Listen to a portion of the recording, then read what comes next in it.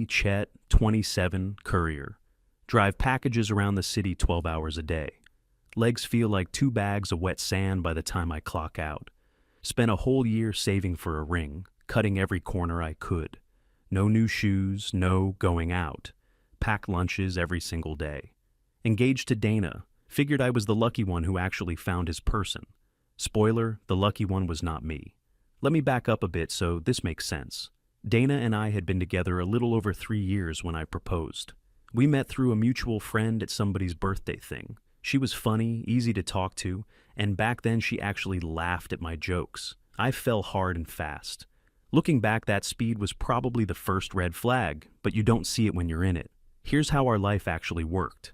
I had 6 shifts a week. Sometimes I picked up night runs for the extra money. The wedding was going to be paid for entirely by me, every last dollar. Dana was, in her words, finding herself. That was year 2 of finding herself. There were online courses, a couple of certificate things, a phase where she was going to start a small business selling candles. I paid for the courses. None of them ever turned into a job. Working wasn't the right time yet. And honestly, I bought that for way too long. The thing about being a courier is people think the job is easy. It isn't. Rain, snow, 6 flights of stairs with no elevator, dogs, people yelling at you because the restaurant packed their order wrong. You learn to eat lunch standing up in a stairwell. You learn to hold it when there's no bathroom for 3 hours. And you do it because the money is real and it adds up if you're careful. I was careful. Every week a chunk went straight into the account we were supposed to build a life on. Dana didn't really understand any of that, and to be fair, I didn't push her to. When I came home wrecked, she'd tell me about her day, which was mostly errands and coffee with Kara, and I'd nod along because I was too tired to do anything else. Somewhere in there, I stopped talking about my own day at all. Felt like there was no room for it. Her stuff filled the whole conversation, and mine just kinda got squeezed out. I want to be honest here because otherwise this isn't fair. The first year was genuinely good. She was warm, she was fun, we laughed a lot. I don't think she was pretending, at least not at the start. But somewhere around the end of the first year, the balance started tipping. Little decisions stopped being mine, and I let it happen one small thing at a time, which is the only way it ever really happens. The 2 people who matter most in this story besides us are Rune and Kara. Rune has been my friend since we were 9. We grew up 2 streets apart, same schools, same everything. He was going to be my best man, no question. Rune is the kind of guy who tells you the truth even when you don't want it, especially when you don't want it. Kara is Dana's friend. As far as I know, Kara has never actually been in a relationship that lasted more than a couple months. But she has a lot of opinions about how everyone else should run theirs. You probably already know somebody exactly like that. She had this whole thing about men and toxic behavior. Every guy who ever left her was toxic. Every guy who didn't text back fast enough was toxic. And over time, that word started showing up in Dana's mouth too. Anything I did that she didn't like got filed under that label. Tired after a shift and quiet at dinner, that was me shutting her out, which was toxic. Wanting an evening with the guys, toxic. It's a handy word because you can stick it on anything, and suddenly the other person has to defend themselves instead of you. About the guys getting shut out, I should explain how that actually went. It wasn't one big fight where she said, "Stop seeing your friends." It was slower and sneakier than that. There'd be a plan to watch a game at Rune's, and suddenly she'd made dinner plans for us she forgot to mention. Or she'd be upset about something, right as I was heading out the door, so I'd stay to smooth it over and miss the whole thing. After enough of those, the guys just stopped inviting me, because they knew I'd flake. I didn't even notice it happening, until Rune pointed out one day that we hadn't hung out, just us, in months. By then, it was basically only him left, and only because he refused to quietly disappear the way the others had. The wedding was maybe 2 months out when the bachelor party thing started. Rune had it all planned, and it was honestly the most low-key thing you could imagine. A small cabin up by a lake a couple hours out of town, poker at night, some beers, fishing in the morning. That was the entire plan. No clubs, no strippers, no wild road trip, nothing you'd need to hide from anyone. Just a few guys and a fire pit. When Rune laid it out, I was actually excited. Not because it was crazy, but because it was calm. I hadn't had a real day off in months. The idea of sitting by a lake with a fishing rod and not thinking about delivery routes sounded like heaven. I told the guys I was in before he even finished explaining. So I made what I now understand was a mistake. I told Dana about it, came home, mentioned the cabin, the fishing, the whole harmless picture. She smiled and said it sounded nice. Said something like, "Aw, that's cute, you and the boys." I went to bed thinking everything was fine. Everything was not fine. The next day, the whole thing flipped. I still don't know exactly what got said or when, but at some point Kara got involved. Came over, they had one of their long afternoons together. And by the time I got home from my shift, Dana was a completely different person about it. The cabin was suddenly a problem, a big one. The way she framed it caught me off guard. Bachelor parties were disrespectful, full stop. Her line was that something always happens at those things. Didn't matter that there were no strippers, no club, no nothing. In her mind, the category itself was the issue. And then came the part that really stuck with me. She said a man who actually respected his fiancée wouldn't even want one. A good guy would just cancel it himself without being asked. I tried to reason with her, told her plainly it was fishing and poker, that Rune would be there, that she could literally call any of us at any time. I even offered to send her the cabin listing so she could see it was just a quiet place by the water. None of it landed. Her answer was that it wasn't about what we'd be doing, it was about the principle. And then she said the line that should have ended it right there. So fishing matters more to you than my peace of mind. I didn't have a good answer for that in the moment, because it's the kind of thing that's built to have no good answer. The argument had this pattern I only see clearly now. Every point I made got turned around, so I was the one on trial. I'd say it's harmless. She'd hear that I didn't care about her feelings. I'd say the guys already booked it. She'd hear that I valued them over her.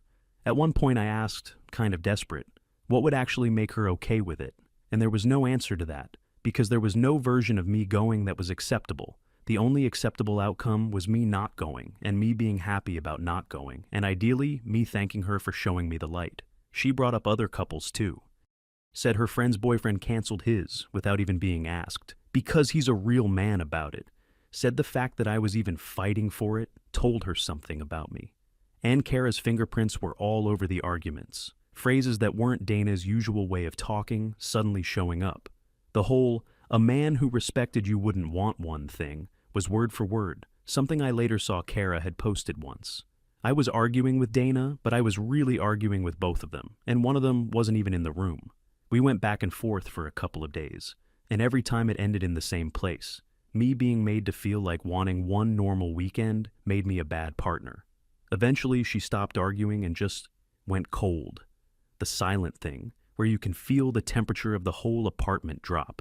Then finally, she said it flat out. If I went to that cabin, she wasn't sure she was ready to marry someone like that. Ready to blow up a 3-year relationship and a wedding I was paying for over a fishing trip. So I folded. Told myself it was the mature thing, keeping the peace, picking my battles. And there's a specific kind of shame in that moment that I didn't have words for at the time. I sat with the group chat open for probably 10 minutes before I typed anything. Rewrote the message 3 or 4 times, trying to make it sound less pathetic. Trying to find a version where I wasn't a grown man canceling a fishing trip because his fiancée told him to. There wasn't one. Opened the group chat with the guys and typed out that I had to cancel the bachelor party. Said something vague about timing not working out, which everybody could see straight through. Hit send and put the phone face down, like that would make it hurt less. The chat went dead quiet for a minute. Then Rune just wrote back one word. Seriously? And a couple of the other guys sent the kind of short replies that are polite on the surface, but you can feel the disappointment underneath. All good man, and no worries, and nothing else. I knew what those meant. They meant, we get it, she runs you, we'll stop expecting anything. That was the moment the guys quietly filed me under, not really available anymore. And I'd done it to myself in a 10-minute message. Rune called me that same evening, and he didn't yell, which was almost worse.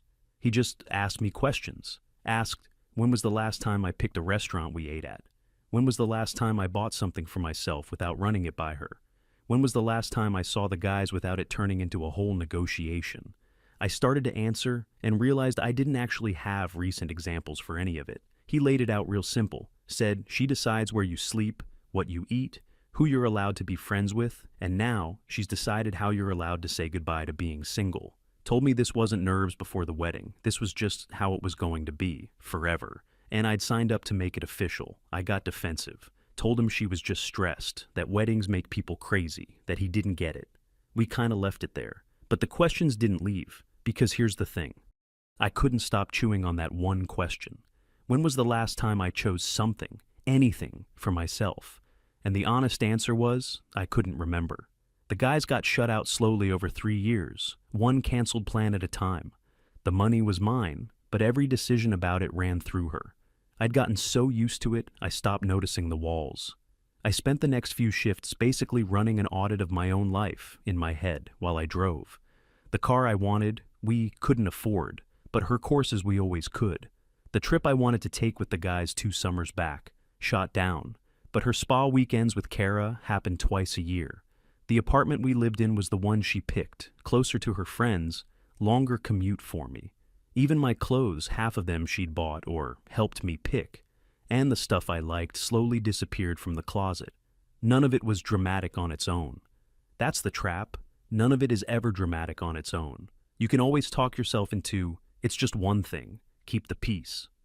But you stack 3 years of one things on top of each other, and you've built yourself a life with no room to stand in it. And I kept coming back to Rune's face on that call. He wasn't angry at me, he was worried, and that's what got under my skin. Because you don't worry about a friend who's fine. You worry about one who's slowly vanishing and doesn't know it. A little while after all this, I stopped by the apartment mid-shift, had a gap between deliveries, and needed to drop off some stuff. Dana wasn't home. Her phone was sitting on the kitchen counter, screen lit up, and a message from Kara was sitting right there on it. Now, I want to be clear, I'm not a phone snooper, I never was. In 3 years, I'd never once gone through her stuff. But the screen was on, my name was in the preview text, and the little laughing emoji next to it. You'd have looked too. I picked it up. It was a group chat. The name of it was Girls Trip, with a little palm tree, and I sat there reading it with the fridge humming behind me. The Girls Trip was a 5-day thing in Miami. A beach club, a whole itinerary with cocktails scheduled by the hour. They'd planned it out in detail, hotels, dinners, the works.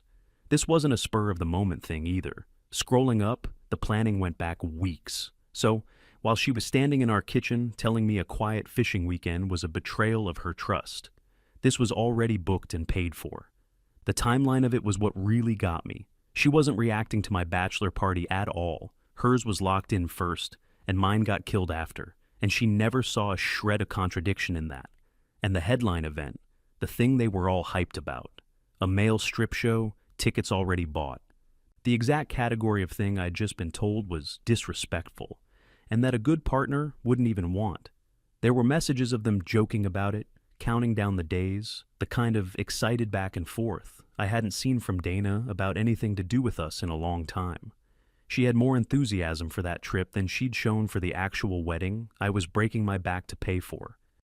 That comparison sat in my chest like a stone, and it got better. There was a screenshot in the chat of the payment confirmation for the booking. I recognized the card. It was ours, the joint account. The joint account that, and I cannot stress this enough, only I ever put money into. So I had personally funded the strip show weekend I wasn't allowed to know about. Then I found the message that actually knocked the wind out of me. Dana had written to the group, word for word. Chet doesn't even know LOL. I shut his little bachelor party down. Followed by the crying, laughing emoji. And Kara had replied that it was iconic. I put the phone back down exactly where it was, and I sat on the floor in the hallway for a bit. Not crying, not punching walls, just this weird flat calm, like when a loud noise finally stops and your ears ring, because the whole picture snapped into focus all at once. I ran the 3 years back through my head. Every boundary of hers had really been a rule for me. Every time she said we decided, it had actually been her deciding and me nodding. My money, her rules, my no, her yes. The bachelor party was never about the bachelor party. It was proof in writing that I got nothing and she got everything, and I was the one paying for both. Rune had seen it from the jump, and I called him the one who didn't get it. What actually stung the most wasn't the trip or even the money. It was the LOL. It was the crying, laughing emoji, because that told me exactly how she saw the whole thing. To me, those 3 years were my real life, my savings, my future. To her, apparently, shutting me down was a joke to tell the group, something to get an iconic out of Kara over. I wasn't a partner she respected. I was a guy she managed, and she thought it was funny. You can survive a lot of things in a relationship. Being someone's punchline in a chat they think you'll never see isn't one of them. And there's a nasty little irony sitting in the middle of all this. The exact thing she called disrespectful, that she said a good partner wouldn't even want. She'd not only booked it, she'd made it the main event of her own trip. A male strip show, tickets and all, funded by the account only I paid into. So the rule was never really a rule about the thing. The rule was that the thing was fine for her and forbidden for me. And I'd been too busy keeping the peace to notice the rulebook only had one name in it. So I made a decision. And I made it without a big scene, because a scene wasn't going to fix anything. The version of me that argued and pleaded had already lost 3 years. I wasn't giving him the wheel again.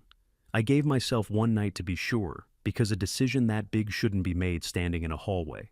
Slept on it, or tried to, mostly stared at the ceiling. And by morning, nothing had softened. If anything, it was clearer. I wasn't angry anymore, I was just done. There's a difference between wanting to hurt someone back and simply seeing an exit and walking toward it. This was the second one. Over the next couple days, I quietly took it all apart, called the venue, and canceled the booking. The deposit was mostly refundable, small mercy, returned the suit I'd had tailored, and the ring.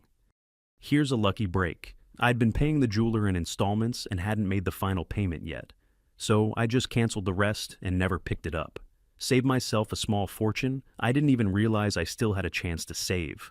I also went to the bank and pulled my part out of the joint account before anything else could get booked. Which, since I was the only one putting money in, meant I pulled all of it. Felt strange doing it, like I was the one sneaking around.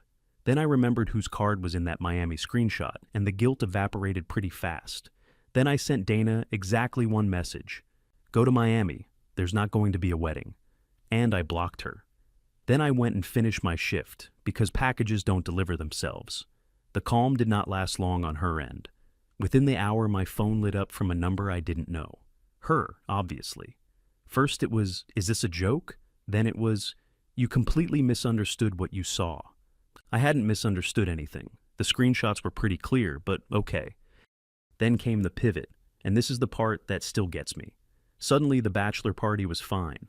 I changed my mind, go to your cabin. Honestly, I was never even against it. The exact thing that was worth ending our engagement over a week earlier was now no big deal, because now it was a bargaining chip instead of a weapon. Funny how that works. When the sweet approach didn't get a reply, the reinforcements came in. Her mother called me, and her whole angle was that I was breaking her daughter's heart over one little party. She talked about how much Dana loved me, how long we'd been together, how you don't throw away 3 years over a misunderstanding. Never once did she ask what the misunderstanding actually was. Never asked why I'd walked. The whole framing was that something had gotten into me and I needed to be talked back to my senses. Like I was a car that had stalled and just needed a jump. Kara sent a couple of messages too, informing me I was toxic and immature and that I'd shown my true colors. Which is a bold thing to send the guy who found out he was funding a strip show he wasn't allowed to attend. She went on this whole thing about male entitlement and how Dana dodged a bullet. Reading it, I actually laughed for the first time in days. The woman who talked Dana into the double standard was now lecturing me about character, and I realized the toxic label had finally landed on me for good, which used to scare me, and now just told me exactly which people I'd be better off without. And I noticed something in all of it. Not one of them, not Dana, not her mother, not Kara, ever once asked about my side. Nobody mentioned the year of saving, the 6-day weeks, the account only I fed, the pile of things I wasn't allowed to do. The only injury that existed in their world was Dana's ruined party and Dana's embarrassment. My 3 years didn't rate a single sentence. I did end up answering her mother, stayed calm, kept it short, told her to ask Dana whose card paid for the Miami trip, and to ask how many bachelor parties I'd canceled in this relationship. The answer to that one being exactly one, and it was mine. There was a long pause on the line, and for the first time in a long time, the silence in the conversation wasn't coming from me. To her credit, and I'll give her this much, she didn't argue. She said, I see, in a small voice, and that she'd talk to Dana. Whatever that conversation was, I never got a call from the mother again. I like to think she went and asked those 2 questions and got answers she didn't enjoy. Because a week later, I heard third hand that the Miami trip had quietly been canceled too. Turns out a beach club itinerary hits different when the guy funding it closes the account. Can't confirm it, don't really need to. But the timing was hard to miss. And that's the part that stuck with me most out of the whole thing, the way it flipped. For 3 years I was the one explaining myself, canceling things, apologizing for wanting normal stuff, swallowing the no and smiling about it. And now, suddenly, she was the one with the ruined plan, the one having to tell her friends the trip was off, the one explaining to her own mother what actually happened, the one holding a canceled future she thought was locked in. I knew that feeling down to the bone. I'd lived in it so long, I'd forgotten there was any other way to feel. Watching her get a small dose of it wasn't triumphant or anything. It was just, finally, even. The scale that had been tipped my whole relationship sat level for about a second. And then I walked away from it entirely, because that's the part I keep coming back to. The roles just flipped. For once she was the one sitting there with a canceled plan and no wedding, having to explain herself to the people around her. And I actually knew that exact feeling. I'd been living inside it for 3 years, every canceled trip, every friend I lost, every no I swallowed. Now she got a taste of it. Can't say I hated watching it. The messages kept trickling in from new numbers for about a week. Most of them I ignored. A few were angry, a few were sad. One was a long paragraph about how I'd changed and become cold. Which was almost funny because the version of me she wanted back wasn't cold. He was just quiet and obedient and paying for everything. Cold to her just meant a man who finally said no and meant it. But the last one got a reply out of me. It said, "Are you seriously doing all this over one party?" And I thought about it for a second and typed back the honest answer. "No, I'm doing it because you canceled mine without blinking and paid for yours with my card. The party isn't the reason. It's just the first time I actually saw the whole thing clearly. I didn't even block that number after. Just closed the phone and set it down. No more energy needed for it. Rune was the first person I actually told the full story to, start to finish. I called him the night I sent the message and just laid it all out. The chat, the emoji, the card, all of it. He was quiet for a while, and then he said, the thing I'll probably remember longest, said he'd watched me shrink for 3 years and didn't know how to say it without losing me. That every time he brought it up even a little, I got defensive and pulled away. So he'd started to think the only thing he could do was stay close and wait for the day I saw it myself. And here that day finally was. I felt bad, honestly, that he'd been carrying that. A good friend watching you disappear and not being allowed to reach in and grab you, that's its own kind of hard. I told him he was right the whole time, and I should have listened sooner. He just said, "Yeah, well, you listened eventually, that's the part that counts." The other guys, the ones who'd slowly stopped inviting me, they came back around too. And not one of them made me grovel for it. I'd braced for some awkwardness, maybe a "look who remembered we exist." Instead, it was just a couple of them saying they were glad I was around again and did I want in on the game this weekend. Turns out they hadn't written me off. They'd just been waiting on the sidelines the same way Rune was. That hit me more than I expected. I'd assumed the friendships were dead, and it was my fault they died. They weren't dead, they were just paused, and the guys had more patience with me than I'd earned. That following weekend I went up to the lake with Rune anyway. Not a bachelor party, nothing to celebrate. Just 2 guys who've known each other since they were kids, a couple of fishing rods and a cooler of beer. And somewhere out on that water, it hit me. This was the first weekend in 3 years I'd planned entirely on my own. Didn't ask permission, didn't clear it with anyone, didn't send a listing for approval, just decided I wanted to go and went. We didn't even catch much, a couple of small fish we threw back. But I sat there in a cheap folding chair with the sun coming up over the water and felt something I hadn't felt in a long time. My shoulders weren't up around my ears. I wasn't half waiting for my phone to buzz with something I'd done wrong. The quiet out there was the good kind, not the cold apartment kind. Rune didn't do a big "I told you so," which I appreciated. He just cracked a beer, handed me one, and said, "Good to have you back." And I realized I'd been gone longer than I thought. We ended up talking half the night around the fire about nothing in particular. Old stuff from when we were kids, dumb jobs we'd had, plans we used to have before life got in the way. It was the most like myself I'd felt since before the ring. Funny how you don't notice you stop being you until you accidentally start again. As for the practical fallout, the ring went back, the money stayed mine. The joint account got closed the same week and the balance was, surprise, entirely money I'd put in. The wedding fund quietly became a get my life back together fund. I got a cheaper place, smaller, but mine. Closer to my roots, so I actually got time back too. Started seeing the guys again on the regular, the weekly game became a real thing. Picked up a couple hobbies that were just mine and didn't need signing off on. Bought myself the boots I'd been wanting for 2 years without a single conversation about whether we needed them. Small stuff, but after 3 years of asking permission to exist, small stuff feels enormous. Dana, from what I heard secondhand, told people I snapped over nothing and threw away a good thing. Kara apparently backed that version hard. In her telling, I was a controlling guy who couldn't handle his fiancée having fun, which is a real work of art when you lay it next to what actually happened. And for a while it bugged me that the story going around had me as the crazy one. I kept wanting to correct it, to show somebody the screenshots, to make the record straight, but then I figured the people who'd believe that version were never going to be in my corner anyway, and the people in my corner already knew the truth, so I let it go. The urge to defend yourself to people who've already decided is just another leash, and I was done wearing leashes. I did hear one thing that gave me a strange kind of closure.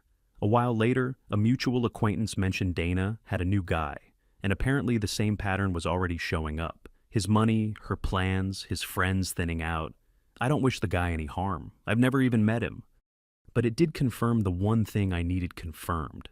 It was never something wrong with me that made it happen. It was just how she runs a relationship, and I happened to be the one holding the bag for 3 years. Knowing that took the last bit of self-blame off my back. You spend a long time wondering if you were the problem. Finding out the machine keeps running the exact same way after you leave it, that's oddly freeing. Here's the thing I actually took away from all of it, and I'm not going to pretend I've got some grand life philosophy. It's just this. I spent 3 years being the reliable guy who kept the peace, paid for everything, and swallowed every no. And being that guy didn't get me respect. It got me a partner who laughed about it in a group chat. The second I stopped folding, the whole thing that looked so solid fell apart in a week, which tells you it was never solid. It was just me holding it up alone. I used to think keeping the peace was the mature move, the grown-up thing, the strong thing, being the one who doesn't make a fuss. Now I think there's a difference between peace and just surrender with better branding. Real peace is 2 people meeting in the middle. What I had was me giving ground every single time and calling the quiet that followed peace. It wasn't peace. It was a scoreboard where only one of us was allowed to score, and I kept telling myself I was winning by not playing. Another thing, and this one took me a while, a boundary that only ever restricts one person isn't a boundary, it's a rule. Real boundaries go both directions. The no bachelor party thing looked like a boundary right up until I saw the Miami booking. Then it was just a rule for me that she'd exempted herself from. And once you learn to spot that, you see it everywhere in how the whole relationship ran. The courses were an investment. My hobbies were a waste. Her nights out were self-care. Mine were me abandoning her. Same action, different name, depending on who was doing it. I'd been living under 2 rule books and only reading from the one with my name in it. My legs still ache after every shift. That part didn't change. The ring's back at the jeweler where somebody else can buy it. And yeah, I'm single again at 27, with not much to show for those 3 years. But I sleep fine now. I pick my own restaurants. I see my friends. And I breathe a whole lot easier than I did when I thought I was the lucky one. I'm not bitter about women or love or any of that, before anyone reads it that way. I'd do it all again with the right person, someone who meets me halfway and doesn't keep a private scoreboard. This was never about her being a woman. It was about her treating my yes as a given and my no as a betrayal, and me letting her for way too long. A good partner, man or woman, doesn't need you small to feel big. Took me 3 years and a leaked group chat to learn something that simple. People ask sometimes if I regret pulling the plug so fast. No big talk, no counseling, no last try. And the honest answer is no. The last try was 3 years long. The big talk was every argument where I explained myself and lost anyway. The counseling would have just been a referee for a game where the rules only bent one way. Some things you don't fix, you just stop paying for. And I'd already paid plenty. The ironic part, if you want one, is that the bachelor party still kind of happened. Just later, cheaper, and without the wedding attached. Me and Rune, and eventually the rest of the guys, up at that cabin a second time, a proper weekend. No bride to clear it with, no listing to send for approval, no permission slip. Turns out the trip she was so afraid of was exactly what it said on the label the whole time: fishing, cards, and a fire. The only thing dangerous about it was that it reminded me I used to have a life. Anyway, that's my story. If there's a lesson in it, it's just that the peace you keep by giving up everything you want isn't really peace. It's just a slow way of disappearing. And I'd rather have my quiet lake weekend and my own choices than a wedding I was funding my own cage with.